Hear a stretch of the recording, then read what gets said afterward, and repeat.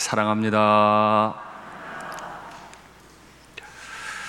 여호수아는 하나님 앞에 맺은 언약을 신실하게 이루고 싶어도 이루기 어려운 연약함을 가진 사람이죠. 그래서 하나님은 가나안 족속을 다 멸하라 하셨어도 기브온 사람들에게 속아서 그만 화친을 맺게 됐습니다. 우리의 마음과 달리 때로는 실수하기도 합니다. 그 실수가 제법 큰 실수이기도 합니다. 반드시 죽이라고 한 사람들을 그만 실수로 살리게 되기도 합니다. 하나님은 그 실수 있는 인생을 용납하셨습니다. 받아들이셨어요. 그리고 여호수아와 그 백성들을 위해 하늘에서 우박을 내리시고 그 인생이 하나님 앞에 올린 기도, 태양아 멈춰라, 달아 멈춰라 했더니 하나님이 당신이 태양계에 심어 놓으신 원칙을, 우주 운행의 원리를 잠깐 멈추셨어요. 그렇게 연약한 인생까지도 이렇게까지 자신을 낮추시며 도우시고 여호수아를 위해 싸우시는 그 하나님이 우리 하나님이심을 믿습니다. 그렇게 가나안 5 왕들의 연합 군대가 패퇴하고 있는 중에 그 5 왕들이 막게다 어느 굴에 숨어 들어갔습니다. 제가 이 본문을 보면서 얼마나 통쾌하고 또 얼마나 두렵던지요.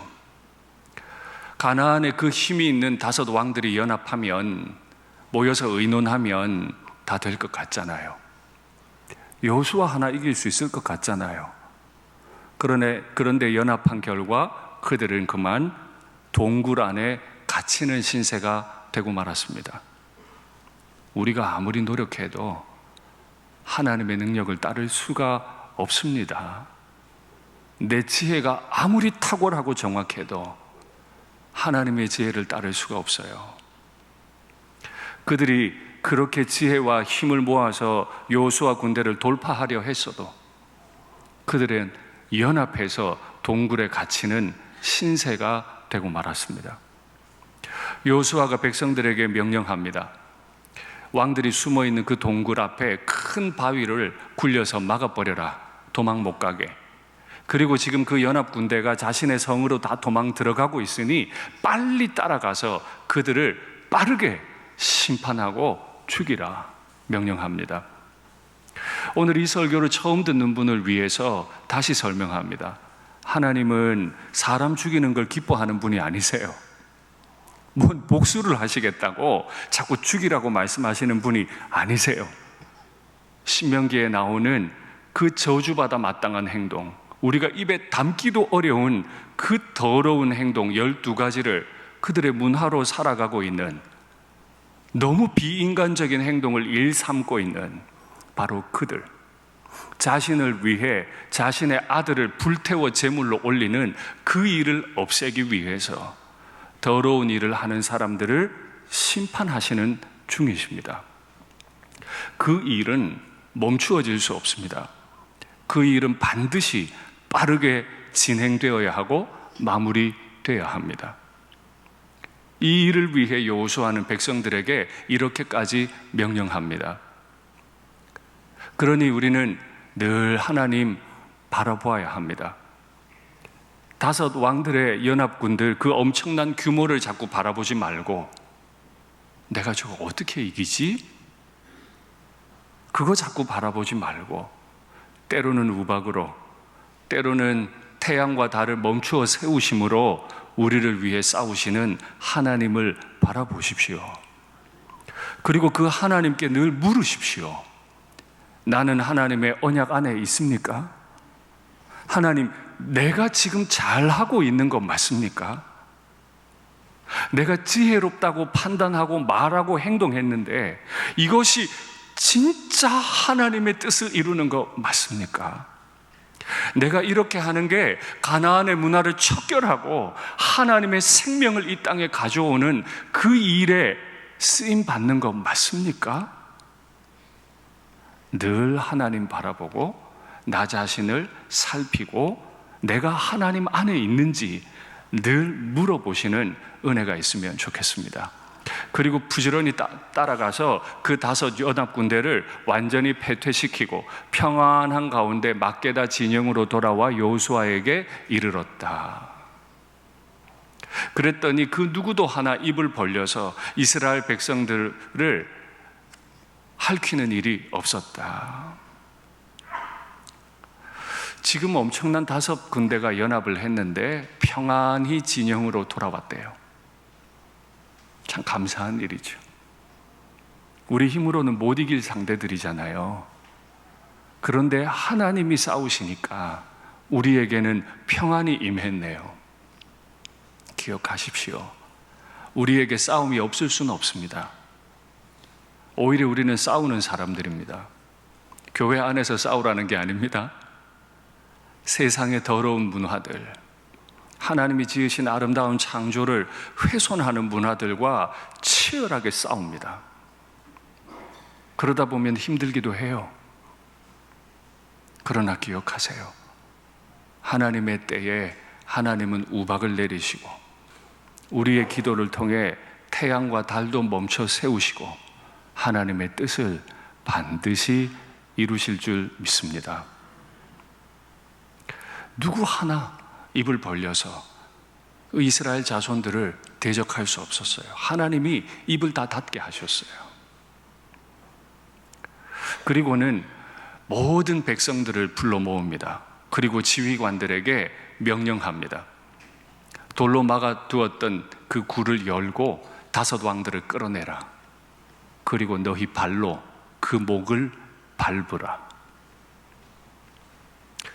하나님 진짜 잔인하시죠. 포로들에게도 인권이라는 게 있는데 어떻게 불러내서 목을 밟으라 그래요? 지금 기준으로 이해하지 마세요. 3400년 전에 정복전쟁 때 이런 일들이 많았죠. 그런데 하나님이 밟으라고 하셨다고 하나님이 이렇게까지 못된 짓을 하는 분인가 생각하지 마세요. 그 가나안의 왕들이 그 백성들에게 한 일은 상상을 초월합니다. 하나님은 그들을 심판하는 중이세요. 그러나 또 한 가지 정말 생각하셔야 될 게 있습니다. 우리가 그 왕들의 목을 밟아놓고 그 왕들이 만들어 놓은 문화에 우리가 당할 수 있습니다. 정복전쟁 했습니다. 그리고 정복했습니다. 그 이후에 정복당할 수도 있습니다. 말씀 확인하시죠. 이스라엘이여 너는 행복한 사람이로다. 도망 나온 이스라엘이, 아직 가나안에 정착도 못한 이스라엘이 뭘 행복해요? 여호와의 구원을 너같이 얻은 백성이 누구냐? 그는 너를 돕는 방패시요 내 영광의 칼이시로다. 내 대적이 내게 복종하리니 내가 그들의 높은 곳을 밟으리로다. 지금 그들은 도망 중에 있습니다. 아직 광야에 있어요. 그러나 하나님은 약속하고 계세요. 너희가 가나안에 들어가면 반드시 높은 곳을 밟게 될 거다. 왜요? 날 위해서? 나한테 맞으라고? 아니요. 하나님의 심판의 도구로, 이 땅을 더럽혀버린 그 왕들을 심판하는 도구로. 그런데 아차 하는 순간에 내가 정복하다가 정복당합니다. 사회에서 이런 말 많이 하죠. 성공한 개혁은 없다. 성공한 혁명도 없다. 왜 그럴까요? 분명히 잘못된 사람들이 저기 있어요. 잘못된 정부도 있어요. 개혁하고 혁명하고 싶어요. 명분도 있는 것 같아요. 그러다가 내가 악을 행해요. 악한 사람들을 심판하려다가 그 악한 행동을 나도 행해요. 그래서 나도 누군가에게 또다시 개혁당해요. 이 피가 끊이질 않아요. 그래서 우리는 가나안의 왕들의 목을 밟고선 지휘관들을 보며 생각해야 돼요. 내가 저렇게 밟히는 일이 없어야 할 텐데.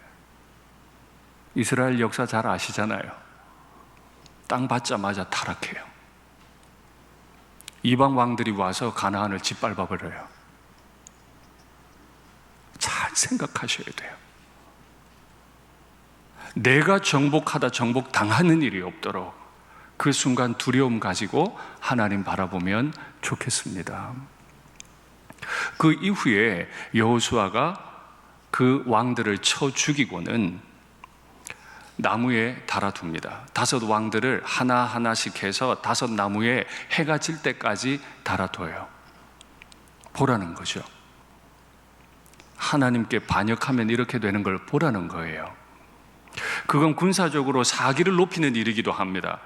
적장의 목을 벤 다음에 적장의 머리를 하늘 높이 드는 건 군사들의 사기를 올리고 적군의 사기는 꺾는 거죠, 그죠? 사기를 충청케 했으면 더 오래도록 두면 좋잖아요. 하루고 이틀이고 사흘이고 계속 들어 올려놓으면 좋잖아요. 그런데 여호수아가 해질 때 그 시신을 내리라 그래요.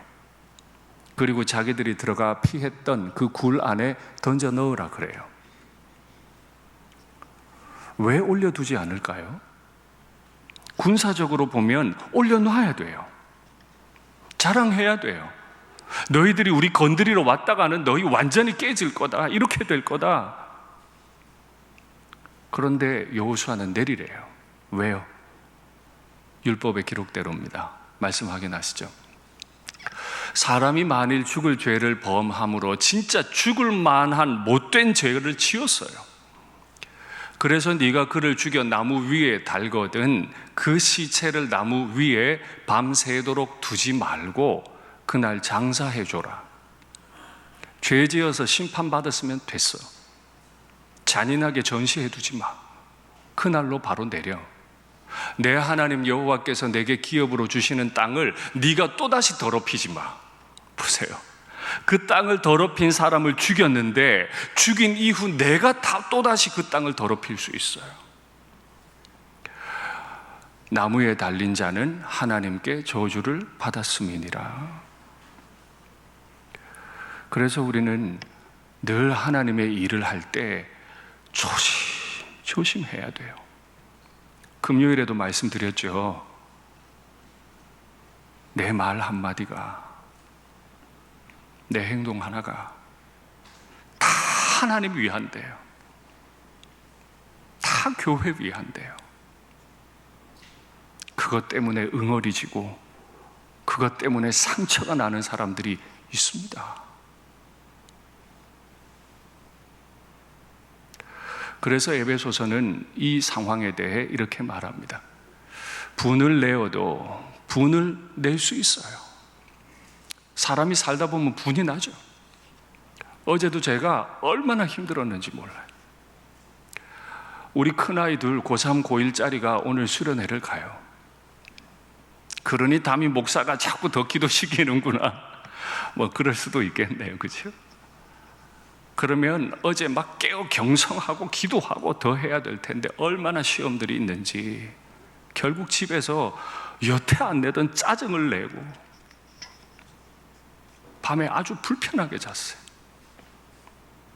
분납니다. 어떻게 분이 안 나겠어요, 사람이? 말씀 다시요. 죄를 짓지 말며 분은 내는데 그 분 때문에 죄를 짓지는 마. 뭘 안 하면 죄를 안 지어요? 해가 지도록 분을 품지는 마. 분이 치밀어 오릅니다. 근데 이거를 해가 지도록 다 품고 내가 한번 말할 거라고. 그럼 죄예요. 상대가 죄 짓는 거 보고 지금 분났을 거 아니에요? 그런데 나도 역시 죄 짓고 있어요. 그게 뭐래요? 마귀에게 틈을 주지 말라. 마귀에게 틈이에요. 남들의 잘못을 바로잡으려고 하다가 내가 마귀의 도구가 돼버려요. 올해의 주제는 온유지요. 온유는 그리스도인에게 매우 본질적인 일입니다. 우리가 온유하지 않으면 하나님의 나라 일시에 깨트려집니다. 우리가 온유하지 않으면 밟아버렸던 바로 그 땅에서 내가 밟힙니다. 하나님이 짓밟히세요. 그래서 늘 주의하셔야 합니다. 이 상황에서 예수님은 어떻게 하나님의 나라를 이 땅에 이루셨을까요? 하늘의 하나님이 보니 인생들이 저주에서 헤어나올 방법이 없는데 그 아들을, 그 거룩하신 분을 사람의 몸을 입혀 이 땅에 보내셨죠. 그리고 이제 공생애를 시작합니다. 마귀의 나라와 싸워야 될 거 아니에요? 그러니 마귀가 다스리고 있다고 알려진 그 광야로 성령께서 예수님을 이끌고 가십니다. 싸우라고, 마귀와 싸우라고, 마귀의 땅을 정복하라고. 그 싸움이 대단하기 때문에 40일을 금식하시고 육체를 가지셨기 때문에 40일 금식 이후에 오는 그 탈진과 허기짐, 그 예민해진 몸을 가지고 광야로 가셨죠. 그리고 3번의 시험이 이어집니다.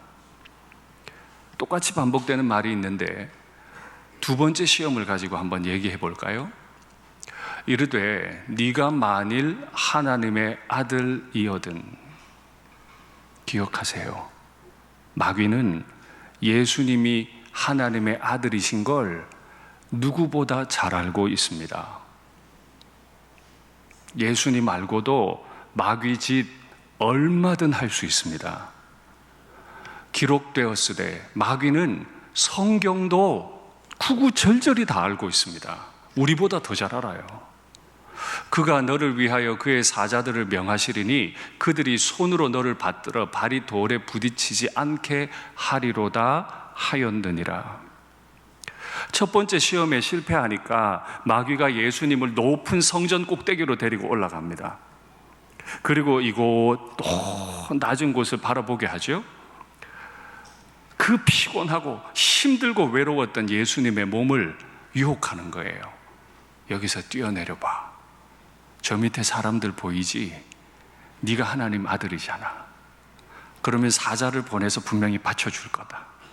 그 높은 데 선 예수님을 지금 사람들이 주목하고 있을 텐데 폴짝 뛰어내리면 사람들이 어떻게 할 때 천사를 보내서 딱 받쳐주는 걸 보면 사람들이 너 다 따를 거다. 맞는 말이잖아요. 우리가 예수님께 기대하는 거 그런 거 아니에요? 내가 막 뛰어내리면 받쳐주시고 구원하시고. 근데 이게 왜 마귀의 시험이죠? 그럴 거였으면 예수님이 구유에 안 오셨죠. 왕궁으로 오셨죠. 그럴 거면 오시지도 않죠. 하늘에서 불을 내려 다 없애버리시죠.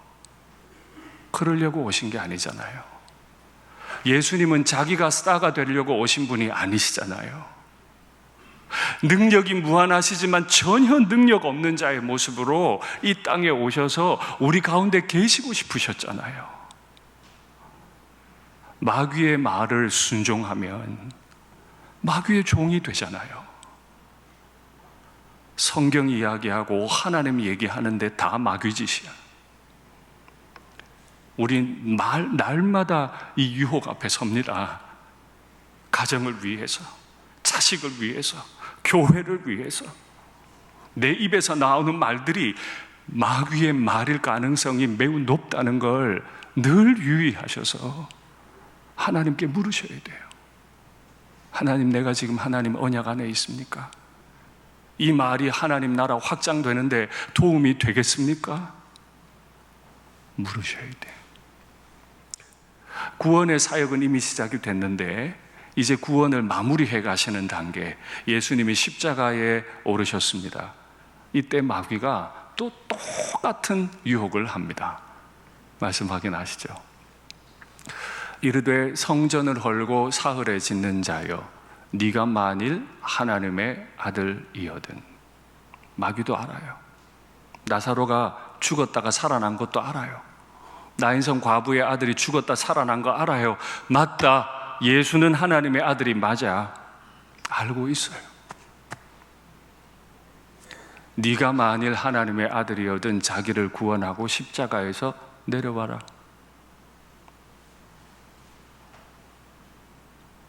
너 진짜 나 속상하게 하는구나. 그래, 내가 한번 내려와 봐. 내려와 줄게. 그래, 내가 못 내려와서 안 내려오는 줄 알아? 십자가에서 뛰어내려 버리면 예수님은 스타 되죠. 예수님은 영광 받겠죠. 그러나 우리가 십자가에 못 박히겠죠. 그 저주는 우리에게 오롯이 떨어지겠죠. 그래서 예수님은 성전 위에서도 안 뛰어내리시더니 십자가에서도 안 내려오세요.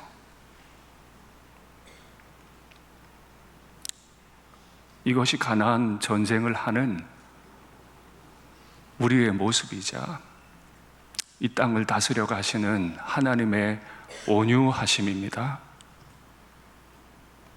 하나님이 우리에 대해 온유하지 않으셨다면 우리의 가정과 교회는 없을 거예요. 천국이 아닐 거예요. 그 수치스러운 자리에 끝까지 나와 함께 버텨주신 우리 하나님을 찬송합니다. 그리고는 그 시신들을 돌에 던져놓고 큰 바위를 가지고 그 어귀를 막아버려라. 우리 하나님 그걸 기념하고 싶으셔요. 어디서 본 것 같지 않으세요? 요단강 건너고 요단강가에 돌비 세우고, 여호수아는 신이 났는지 요단강 한가운데도 세우고, 아간이 잘못하니까 아간을 죽인 다음에 돌무덤을 쌓아놓고, 봐라, 가나안 5 왕들이 연합해서 하나님의 일을 방해하더니 이렇게 죽임당했어. 여기가 그들의 시신이 있는 자리야 하고 큰 바위를 기념품으로 세워놓으셨어요. 우리도 어떤 일들 하고 나면 기념품 받잖아요. 우리도 기념품을 주고받는 일을 좋아합니다. 왜 그렇습니까? 그걸 통해 그때를 잘 기억할 수 있기 때문이죠. 이건 매우 필요한 일이에요. 우리 교회가 지금까지 89주년의 역사입니다. 그러면 이제 묻겠습니다. 우리 교회 89주년의 역사 가운데 기념할 만한 것이 무엇 있습니까?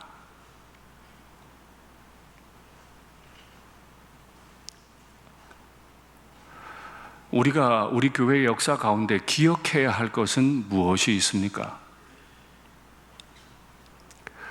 그걸 남기기 위해, 후손들에게 영광스럽게 전하기 위해 어떤 노력을 해 오셨습니까?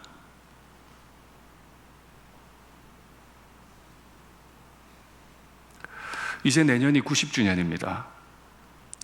우리는 무엇을 남겨 우리의 후손들에게 전하면 좋겠습니까? 건물이요. 아유, 담임 목사가 오더니 공사 많이 하네. 좋아하는 분들도 계시고 어려워하는 분들도 계세요. 그건 기념할 게 아니에요.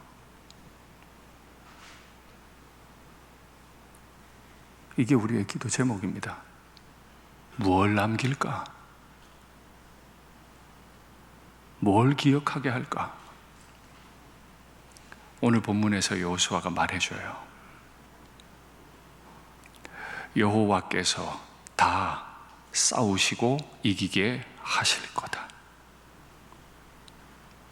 우리를 이기게 하신 하나님, 날 위해 십자가에서 죽으신 나의 예수님, 그분이 내 가정과 내 교회에 하신 일들을 우리 후손들에게 끊임없이 기념하고 남기는 우리 교회가 되면 좋겠습니다. 그리고 가나안 남방 전쟁이 끝나는데 끝나기 직전에 한 구절을 남겨놔요. 여호와께서 단번에 이기게 하시니라. 무슨 능력이 있어서 이겨요? 속이면 다 속아버리는데, 유혹하면 다 유혹되는데, 무슨 능력으로 우리가 가나안을 이겨요? 그런데 하나님이 그렇게 수치스러운 모습으로 태양이 돌던 속도를 늦추어 버리시고 달이 돌던 속도를 늦추어 버리셔서라도 우리의 기도를 들으시는, 그렇게 자신을 온유하게 꺾으시는 그 하나님의 은혜로 우리가 단번에 이길 겁니다. 말씀을 맺겠습니다. 우리가 신뢰하고 믿는 우리 하늘 아버지는 이 실수 많은 인생을 위해서 해도 달도 멈추어 세우십니다. 우리가 주님으로 고백하는 예수님은 이 저주스러운 인생을 위해 끝까지 버티고 십자가에서 안 내려오셨습니다. 그리고 성령께서는 이 지저분한 마음 속에 거하시면서 그 오물을 다 뒤집어 쓰시면서 우리를 인도하시는 좋으신 하나님이십니다. 지금도 날 위해 싸우시는 하나님 신뢰하고 이번 한 주 은혜 가운데 거하면 좋겠습니다.